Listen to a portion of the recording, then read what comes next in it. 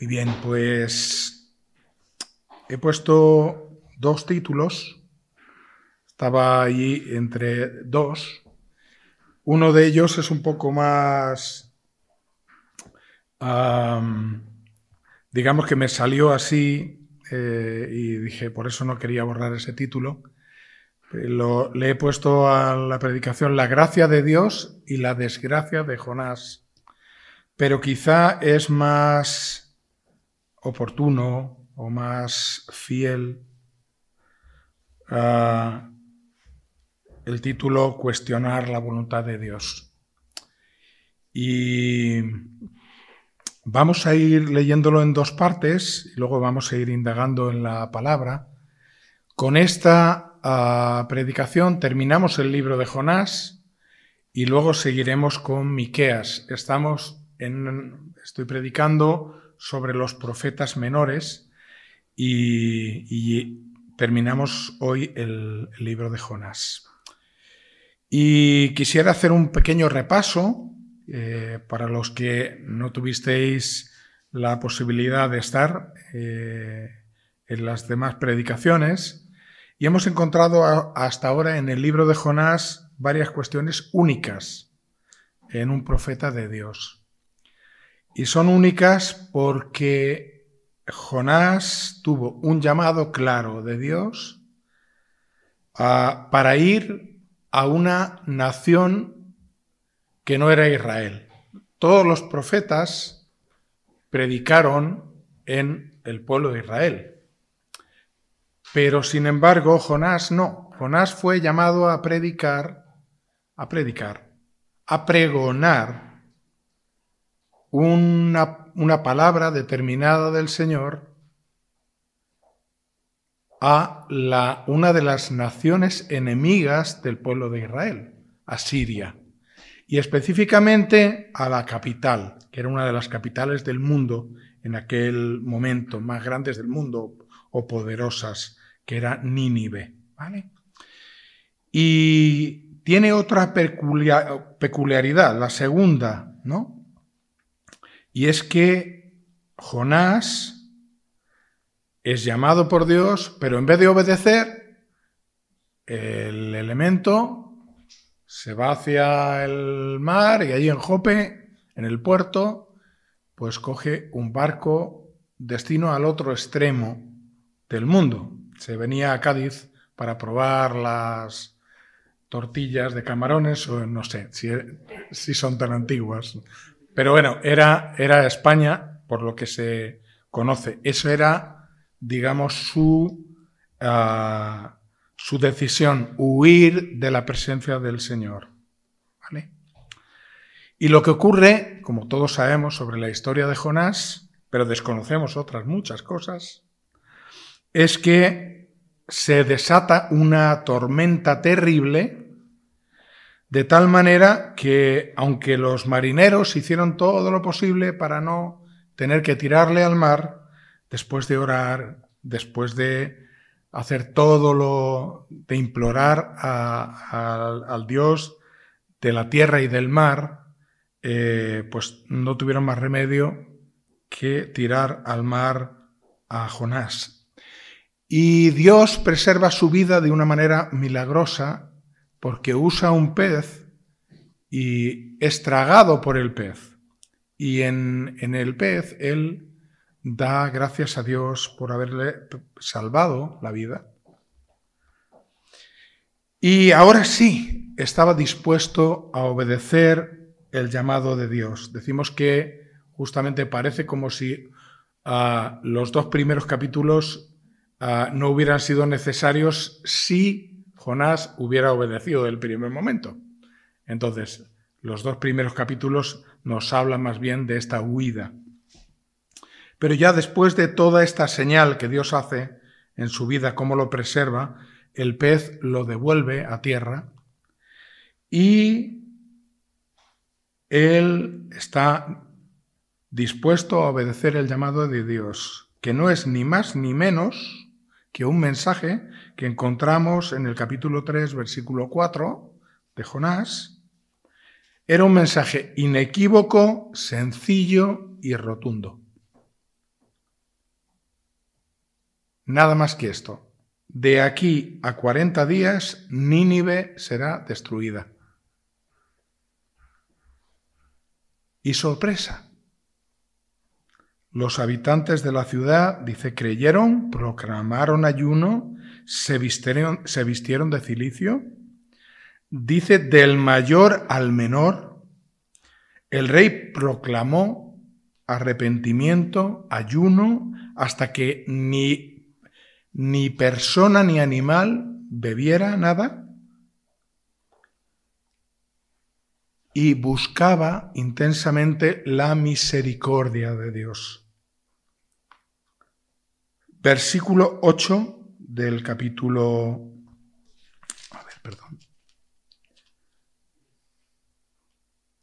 del capítulo 3, dice así: sino cúbranse de cilicio, hombres, animales, clamen a Dios fuertemente, conviértase cada uno de su mal camino, de la rapiña que hay en sus manos. ¿Quién sabe si se volverá y se arrepentirá Dios y se apartará del ardor de su ira y no pereceremos? Y la respuesta de Dios, versículo 10. Y vio Dios lo que hicieron, que se convirtieron de su mal camino y se arrepintió del mal que había dicho que les haría, y no lo hizo. Bueno, este es el repaso, y solamente son 2 puntos esta predicación. 11 versículos, el capítulo 4. Lo he titulado así: el profeta ofuscado, enfadado, airado, y el profeta reprendido.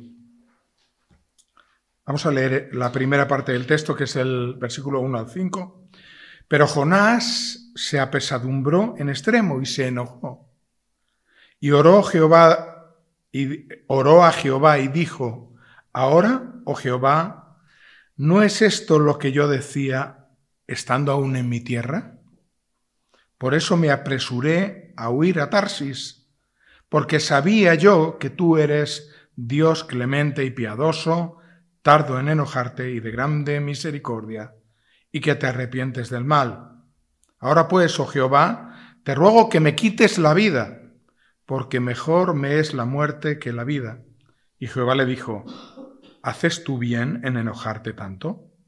Y salió Jonás de la ciudad y acampó hacia el oriente de la ciudad, y se hizo allí una enramada, y se sentó debajo de ella a la sombra, hasta ver qué acontecería en la ciudad. Mirad, algunos estudiosos piensan que Nínive, por la extensión, las excavaciones de hoy en día, obviamente, pues podría tener como unos 600.000 habitantes o más. Era una capital, una ciudad grande, como nos relata el libro de Jonás. Y el arrepentimiento de estos enemigos crueles, terribles del pueblo de Israel. Nosotros nos acordamos del 1 de mayo, del 3 de mayo, con los franceses y tal y cual. Nos queda un poco lejos.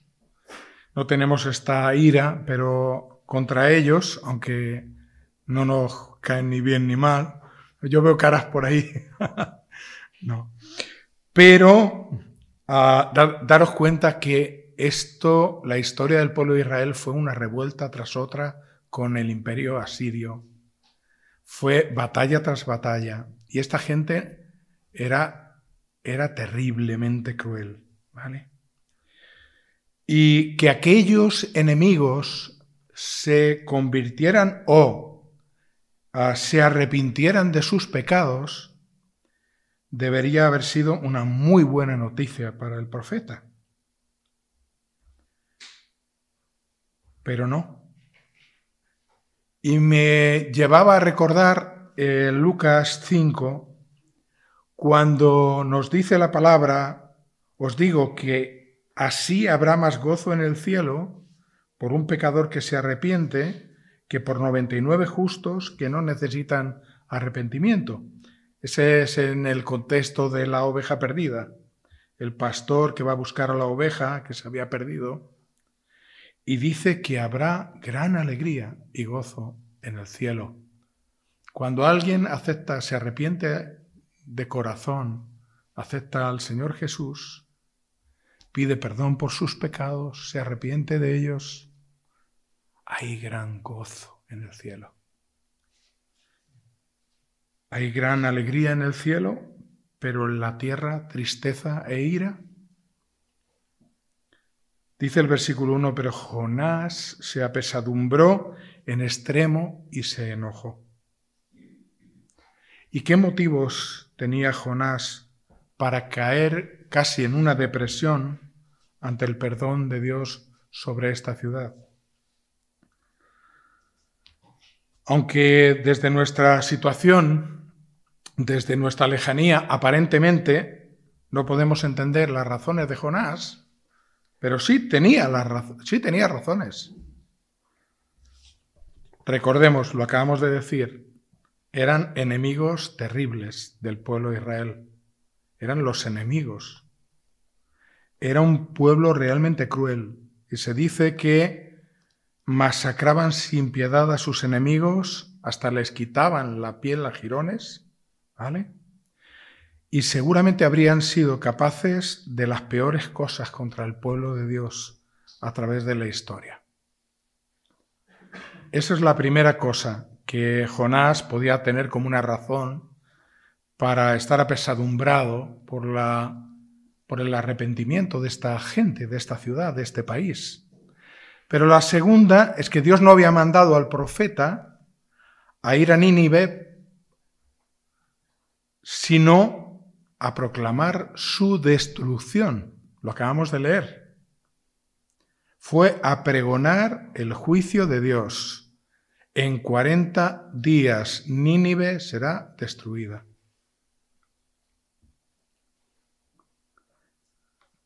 No era una campaña de evangelización, entendedme bien. Era un anuncio de juicio.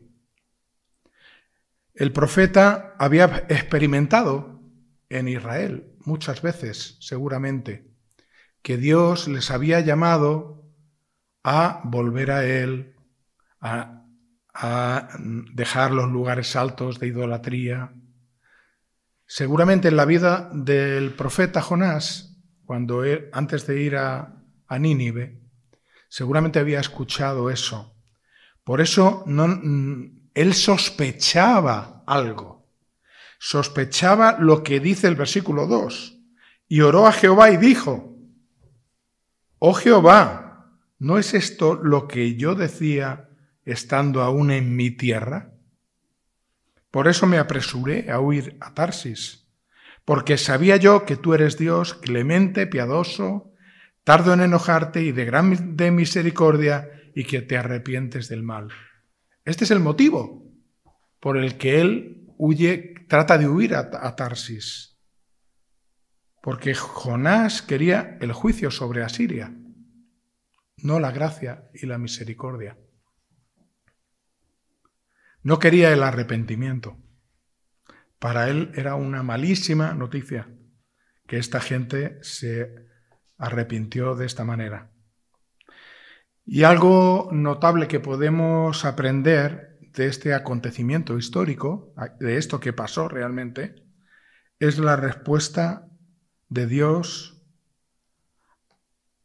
ante hasta el mal extremo. Hasta el mal extremo y el arrepentimiento de la gente. Tenemos la noticia de estos 4 tíos que entraron allí en el teatro allí en Moscú. Me apresuraría a decir, y así lo veo en la palabra, que esos malnacidos que han hecho tantísimo daño son bienvenidos al reino de Dios si se arrepienten de sus pecados. Esa es la gracia de Dios. Dios estaba mostrando misericordia para una nación que no merecía nada.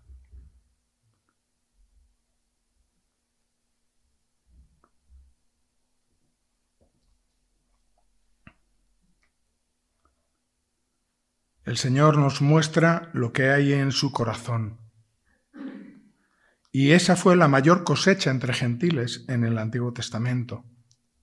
Dios busca a las personas desde la caída del pecado del mundo y quiere que reconozcan su condición pecaminosa, que pidan perdón y por este motivo entrega a su único Hijo.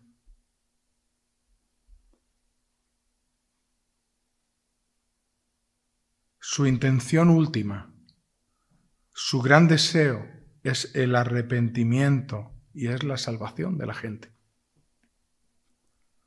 Y es evidente que nadie merece la salvación. Pero ni tú, ni yo, ni nadie. Nadie merece la salvación. Es una dádiva de Dios, es un regalo de Dios. Es el ofrecimiento para que no acabe todo en muerte, como tenía que acabar si Él no hubiera intervenido. Y a veces el Señor nos rompe los esquemas y nuestro planteamiento teológico, como en el caso de Jonás, porque él tenía una expectativa y una perspectiva completamente diferente.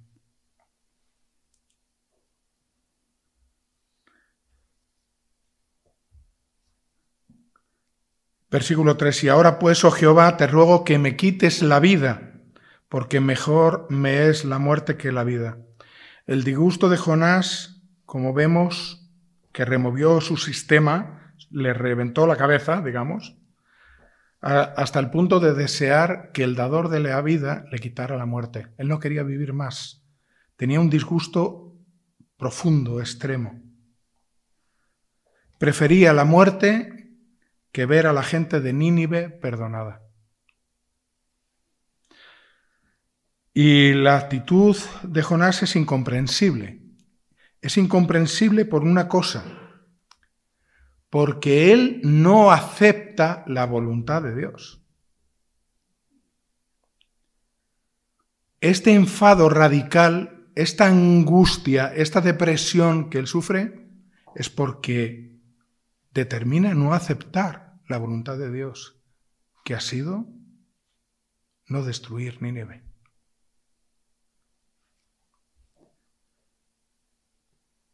En su profunda angustia nos lleva a pensar que él ya había pensado, perpetrado como juez, se había puesto como un juez sobre Nínive, cuando el único juez del universo es Dios. Él sabe, Él ama, Él salva, Él hace según su propósito, y no nosotros. Dios tiene la última palabra. Y la lección que aprendemos es que somos llamados a predicar las buenas nuevas, que es lo que nos dice el Evangelio. A la gente más malvada del mundo, incluida esa gente. Porque quién sabe si ante la encrucijada de la vida toma esa persona el camino del arrepentimiento. Y no lo estoy diciendo como con la boca solo, sino con el corazón, porque tengo a alguien que me robó mucho. Y siempre digo que el destino perfecto para esta persona es el infierno si no se arrepiente de sus pecados. Dios sigue haciendo su obra, hermanos, sigue tocando vidas, sigue manifestando su gracia. Y Nínive es un claro ejemplo de esta misericordia. Aquellos que no merecían nada, pero vamos, taparse la nariz delante de ellos, no merecían nada, el mínimo favor, Dios tiene misericordia de ellos. Yo tampoco merecía nada. Era un pobre joven en mis pecados, desobediente, airado, que había vivido cosas difíciles Y el Señor se me acercó y cambió mi vida. Limpió todo mi pecado y me dio una razón, realmente una razón de ser.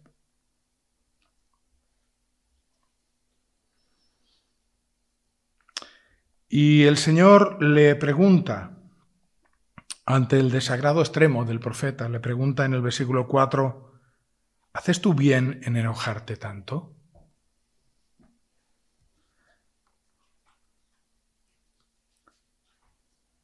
Mira, el profeta estaba deseando lo contrario a la voluntad de Dios. Y ese era el claro problema de Jonás. Dios había tenido mucha paciencia con este profeta. Había tenido que mover algo más de su naturaleza para ubicarle y llevarle al sitio perfecto. Dios va a mover el mundo si es necesario para que se cumpla su voluntad. Pero está claro que va a tratar con él para que entienda lo que está bien y lo que está mal. Y el profeta busca un lugar alto en alguno de los montes, allí viendo la ciudad abajo, aquella gran ciudad, y se hace una especie de cabaña para poder ver lo que sucederá. Pero fijaros que no deja de tener la expectativa, ¿vale? Versículo 5, y se hizo allí una enramada y se sentó debajo de ella a la sombra hasta ver qué acontecería en la ciudad. Todavía no ha perdido la esperanza de que Dios envíe su juicio.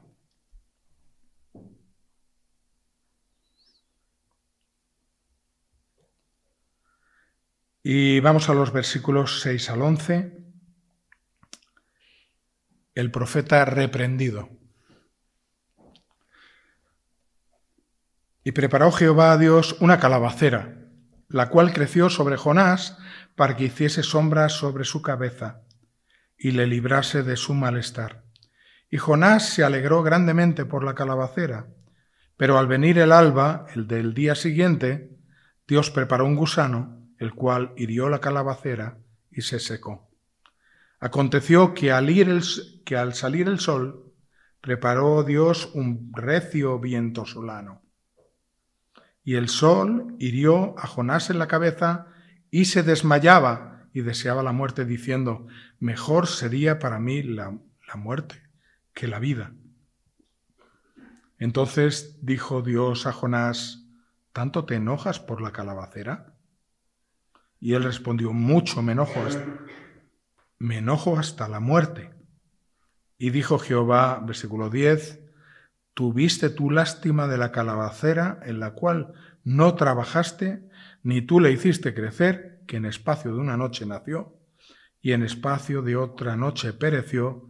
¿Y no tendré yo piedad de Nínive, aquella gran ciudad donde hay más de 120.000 personas que no saben discernir entre su mano derecha y su mano izquierda y muchos animales? Si podemos aprender muchas cosas de este libro, evidentemente, de ese tesoro que es la palabra del Señor, pero yo quiero estar en el centro de la voluntad de Dios. Ir en contra de la voluntad de Dios expresada activamente no es bueno. Y Jonás, como nosotros también, ante las situaciones que no entendemos, Dios actúa para hacérnoslo saber. A ver, no estás en el centro de mi voluntad, estás aquí. Es un Padre que nos ha de corregir por nuestro bien. Y tanto Lutero como otros, Jerónimo, Jerónimo como padre de la Iglesia, han tenido ciertos debates, hay muchos comentarios sobre qué planta sería. Esto me llamaba mucho la atención, porque En sí la planta no tiene ninguna importancia. Algunos piensan que era la vid blanca, otros piensan que era una calabacera. La cuestión es que Dios, si envía un pez a tragarse al profeta, puede hacer lo que quiera. En un segundo brotar una planta que dé una sombra que impresionante, ¿no? Pero lo que sí es verdad es que Dios había provisto de una magnífica sombra para Jonás. Porque lo que Dios hace es todo magnífico. Si Dios hace algo, será magnífico. Y de repente Jonás recobra la alegría. Una sombra hace... Nosotros tenemos la parra allí y una sombra hace mucho. No me da tantísima alegría, tanto gozo. Pero viniendo de donde venía Jonás, no me extraña que tomó esta emoción así, ¿no? Pero no había entendido la lección que tenía que aprender y que iba a venir después, inmediatamente, de este hecho milagroso. Quizá pensó que todavía había oportunidad para la condena y el Señor le estaba preparando un lugar perfecto para verlo desde allí. Sombrita, Quizá pensó ante su enojo tremendo que Dios le estaba cuidando, le estaba mimando, como el bebé que llora en medio de una rabieta. El Señor le mece y su corazón se alegra grandemente. Así son las emociones. Un día arriba, otro abajo, otra vez arriba, otra vez abajo, más veces abajo que arriba, que somos así.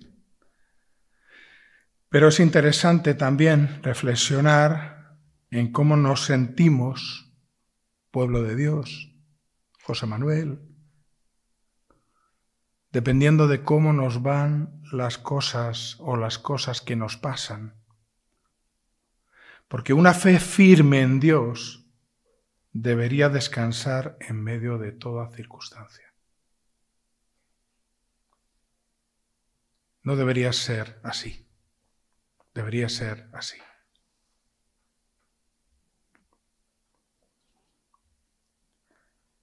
Y Dios tiene que hacer pasar por un mal trago al profeta Jonás para que pueda atisbar, para que pueda entender un poquito más del carácter de Dios. ¿Quién es Dios y quiénes son sus prioridades? Versículo 7. Pero al venir el alba del día siguiente, Dios preparó un gusano, el cual hirió la calabacera y se secó.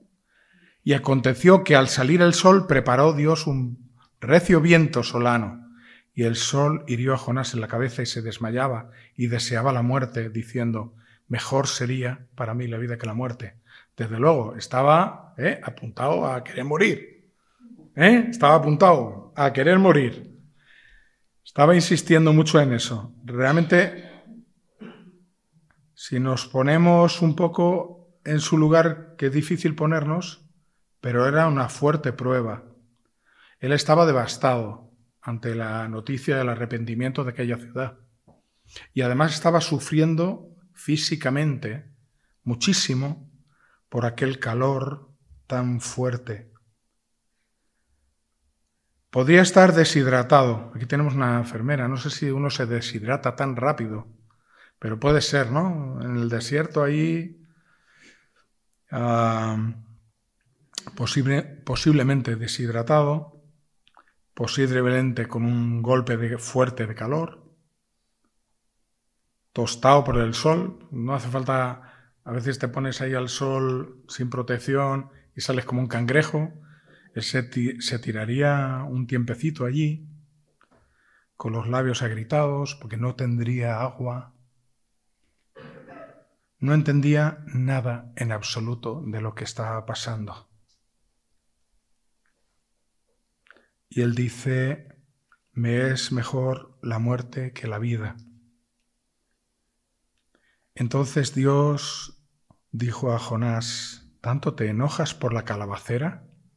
Y él respondió: mucho me enojo hasta la muerte. Y dijo Jehová: ¿tuviste tu lástima de la calabacera en la cual no trabajaste, ni tú la hiciste crecer, que en espacio de una noche nació y en espacio de otra noche pereció?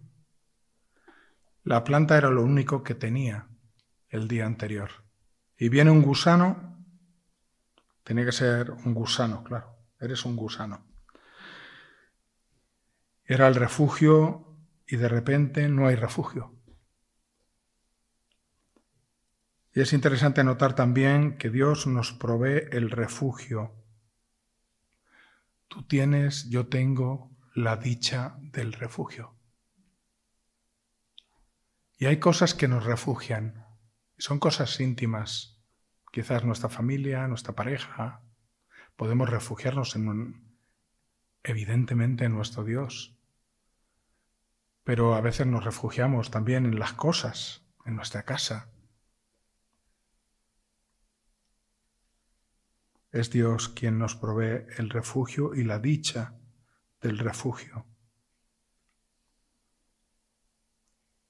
Dios quiere decir algo. De repente, Dios quita el refugio que te había dado. Y Dios le pregunta: ¿tanto te enojas por la pérdida del refugio? Aquello que te daba seguridad. Y Jonás contesta: sí, hasta la muerte.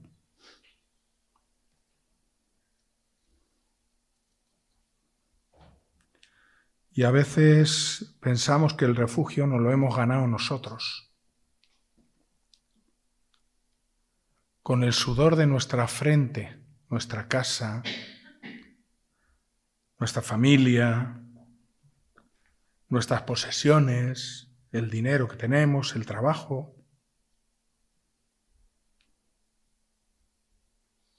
Es Dios en su misericordia para tu vida que te ha entregado el regalo de todo lo que tienes. Y le dice: ¿tuviste tú lástima de la calabacera en la cual no trabajaste? Salió así de repente. La sensación que el creyente tiene que tener es que todo lo que tenemos, todo lo que nos refugiamos, es una bendición que viene de la mano del Señor.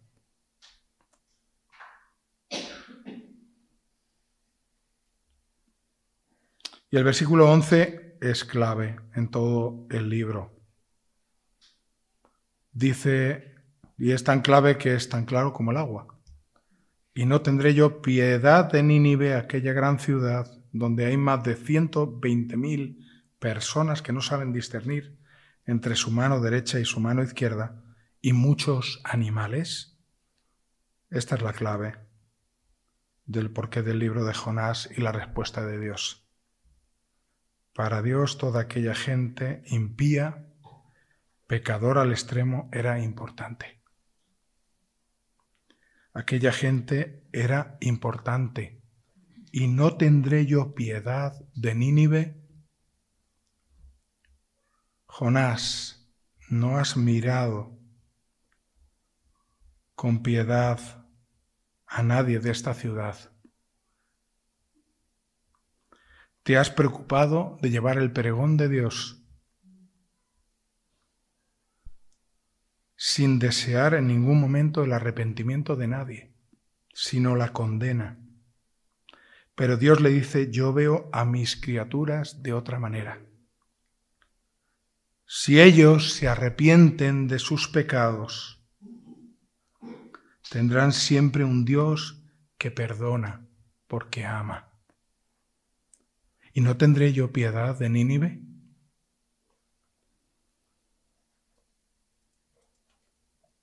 Hay algo del amor de Dios que, claro, no podemos entender del todo porque es Dios.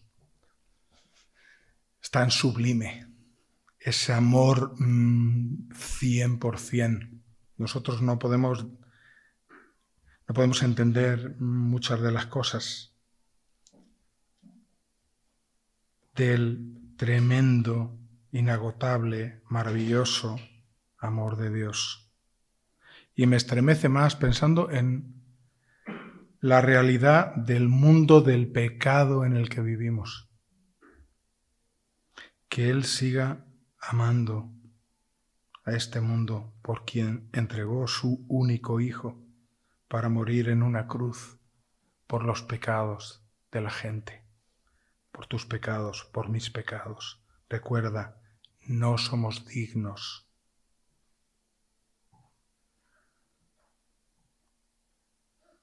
Estoy seguro que Jonás aprendió una lección maravillosa del amor de Dios por la gente. El libro se acaba aquí y yo todavía no he terminado. Escuché en estos días una predicación que hilaba este mensaje con el buen samaritano y era muy interesante. Sabéis que los judíos llamaban perros a los samaritanos, a sus vecinos. Estos eran mestizos. Fijaros que ya lo comenté en otro momento, pero eran una mezcla. Cuando Asiria invadió definitivamente Israel, los judíos fueron dispersos y hubo una mezcla entre asirios, judíos, en esta dispersión tan grande. Los judíos se avergonzaban de esta gente, los tenían por indignos, perros. Tenían leyes para los extranjeros, la ley de Dios. Y los más puritanos, los fariseos, pues intentaban cumplir estas leyes a rajatabla, claro. Pero los samaritanos eran peor que las bestias. ¿Cuál era el problema de Jonás con los ninivitas? ¿Cuál era el problema de los judíos con los samaritanos? Era una especie de superioridad nacional y espiritual con respecto a los otros. Era una especie de superioridad nacional y espiritual con respecto a los otros. Se habían hecho una larga lista ahí de razones que, mezcladas con la ley de Dios, les había puesto por encima de esa gente.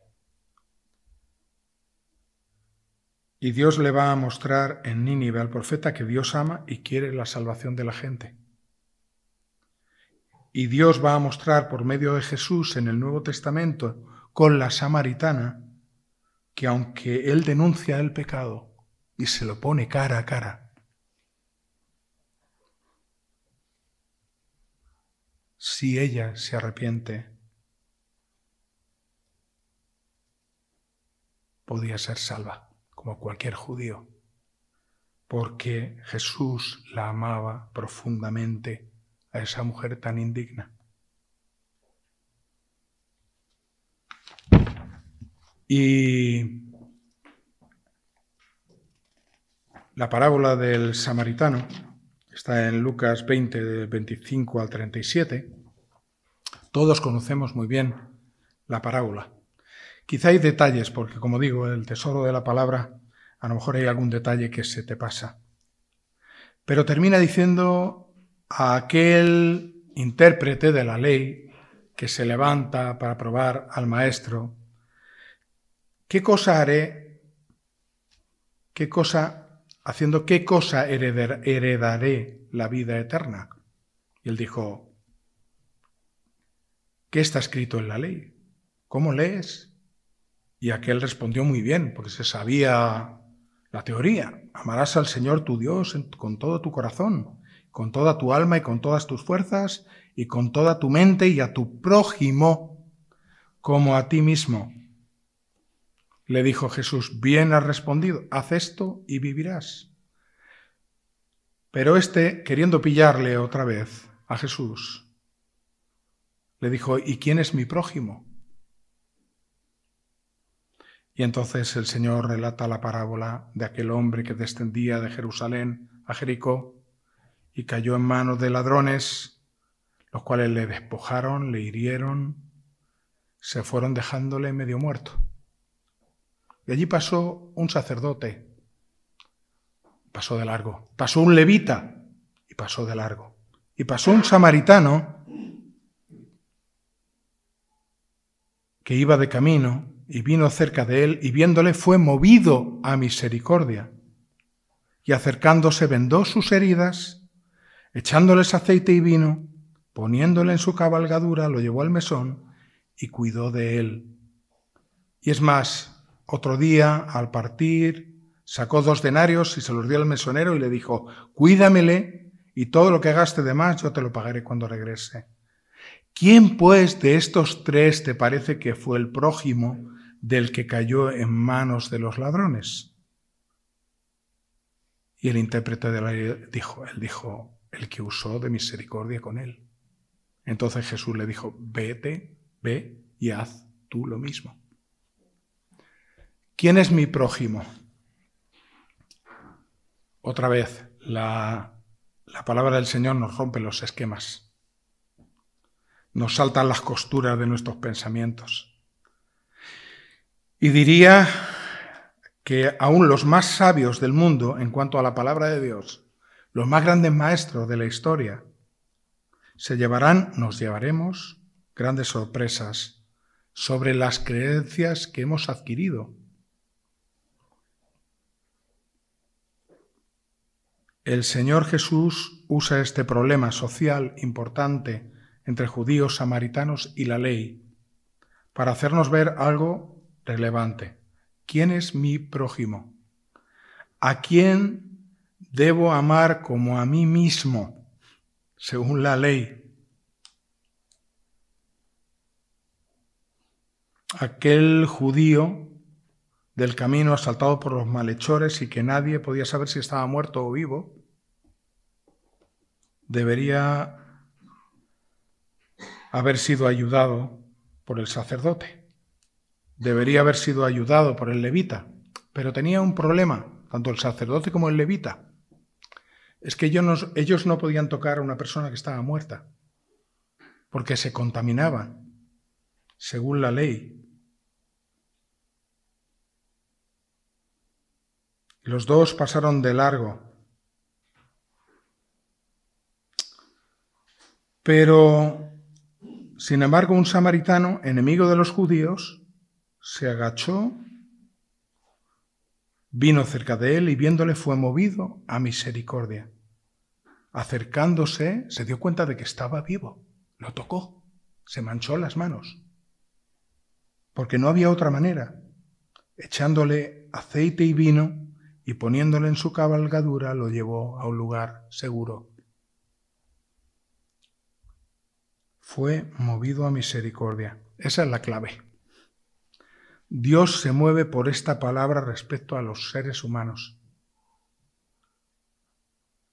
Aún siendo despreciables por sus hechos, son importantes para Él. Dios ve a las personas de otra manera. Quiere que lleguemos al cielo, fíjate, con las manos sucias, pero con el corazón limpio. Jonás tuvo que luchar con su orgullo espiritual y nacional. Los judíos de hoy se siguen creyendo un pueblo superior. Y ese quizás es el problema del ser humano, no ver a la gente como Dios la ve. De aquí a 40 días, Nínive será destruida. Jonás buscaba el juicio, pero Dios despertar en la gente un arrepentimiento genuino que le llevara a derramar su gracia y misericordia.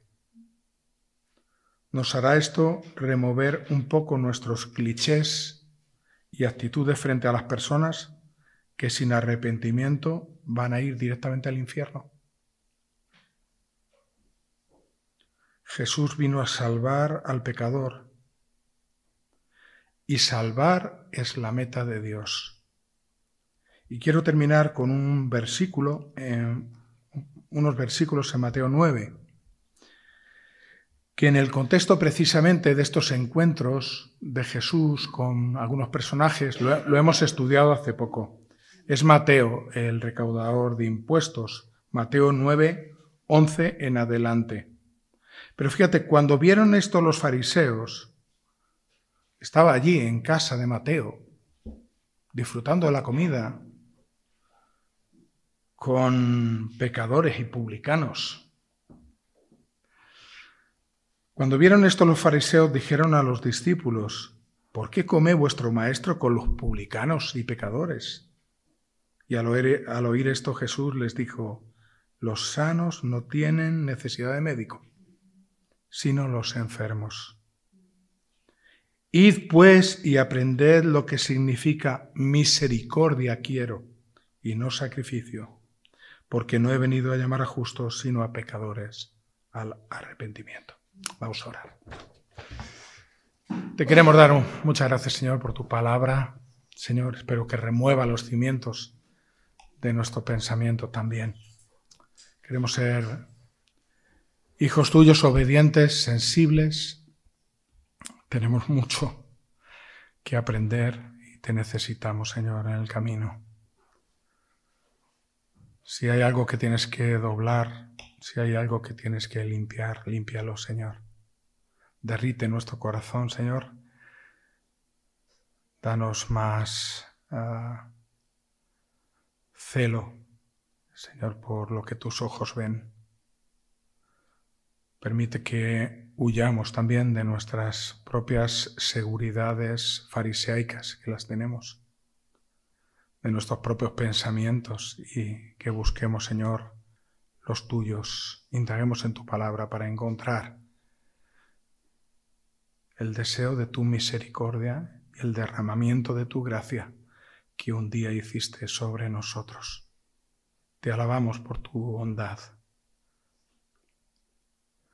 por enviar al Santo, al Cordero, sin pecado, al manso y humilde, que ni siquiera abrió su boca siendo Él todopoderoso. Por amor, Señor, a la gente que no lo merece en absoluto. Te agradecemos, Señor, por tu palabra. En el nombre de Jesús. Amén.